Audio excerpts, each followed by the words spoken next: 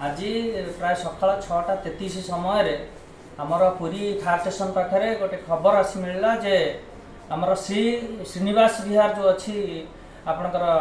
श्री सेतु पाखे से गोटे अग्निकांड घटी प्रथम महलार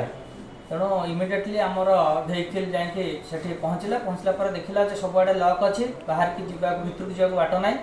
तेणु लाडर पिच करके बालकुनी थ्रु रे टिके भंगा भंगी कर भितर पशिला परे ता भितर देखला बेलू जड़े अच्छा मनीष जड़े रही जाइए से जना पड़ा से कौन प्रकार निशाशक्त अवस्था थिला परिका सेमती किसी गोटे इन्फ्लुएंसर अच्छा जो किसी निजे जानी पारना बाहरी पारना धुआं हो सारा घरे जलुची इमिडिएटली से निआटा एक्सटिंग्विश करागला आउ कबाट झरका खोलिकी वेंटिलेशन करागला एवं से गेट को भांगिकी शिफ्ट करागला मेडिकल को तांको स्वास्थ्य अवस्था भल थिला डॉक्टर हैंडओवर करिकी आमर टीम